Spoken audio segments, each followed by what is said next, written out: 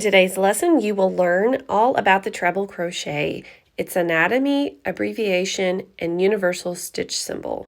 You can either screenshot this slide or you can find free printable materials with step-by-step photos in the description box below. To practice making a treble crochet, we are going to make our slip knot and a foundation chain of 10.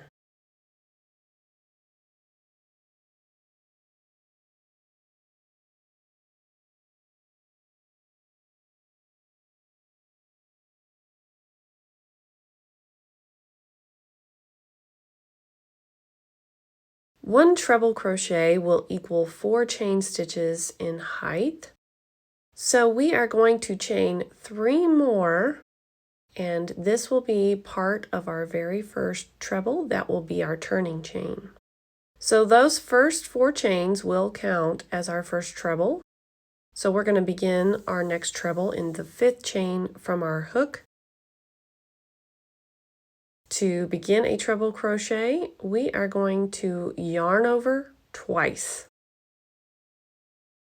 You should have 3 loops on your hook like I'm showing you here. You're going to insert your hook into the 5th stitch from your hook from front to back, yarn over, pull up a loop. Now you should have 4 loops on your hook. We're going to yarn over and draw through just 2 loops at a time 3 times. So that's once, yarn over, draw through 2 loops. That's twice, yarn over, draw through 2 loops one last time. So as you can see, that's our treble crochet right there, and it's the same height as our turning chain. So you're going to yarn over twice, insert your hook into the next stitch from front to back, yarn over, pull up a loop. You should have 4 loops on your hook. Yarn over, draw through 2 loops 3 times.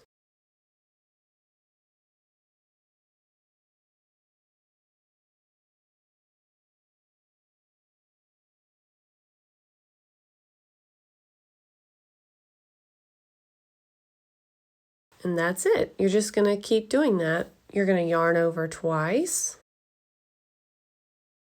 Insert your hook into the next stitch. Yarn over, pull up a loop. You should have 4 loops on your hook.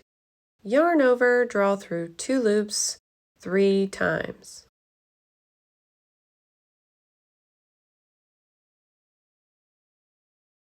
So you're just going to continue repeating that across the chain.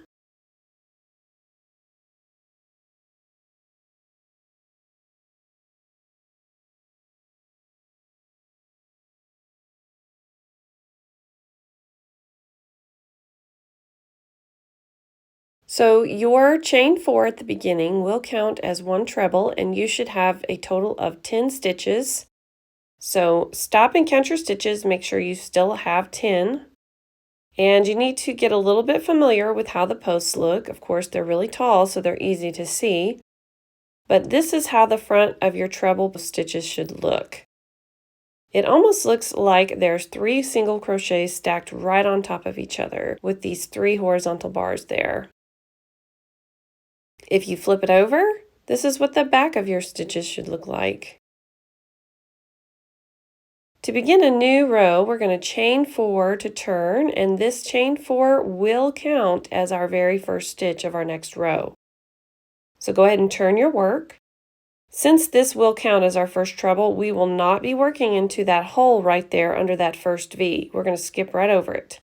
And we're going to make our first treble in the next stitch. So yarn over twice, insert your hook under the next V, yarn over, pull up a loop, yarn over, go through 2 loops 3 times. And you're just going to repeat that across the row.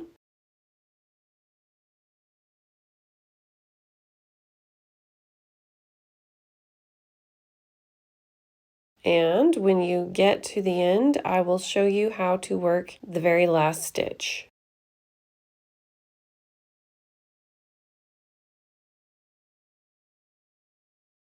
So just continue across. When you get to that beginning chain 4 that we had in the last row, you're going to treble into the V of the 4th chain at the very top. So that's where you will insert your hook.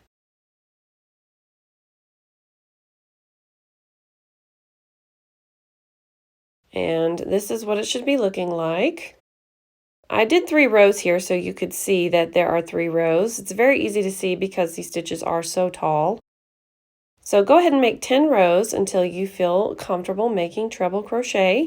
And we are going to practice our knowledge in lesson 9. So you're going to need your cotton, like I mentioned in the very first lesson. It's 100% cotton because this project will be a washcloth. It is a size 4 medium cotton. And it does suggest a size 5mm hook for this project. And I will be teaching you how to read a pattern, so stay tuned for that. I hope that you enjoyed this lesson today. If you did, please give it a thumbs up. And if you haven't already, please subscribe to my YouTube channel. Thank you so much for watching.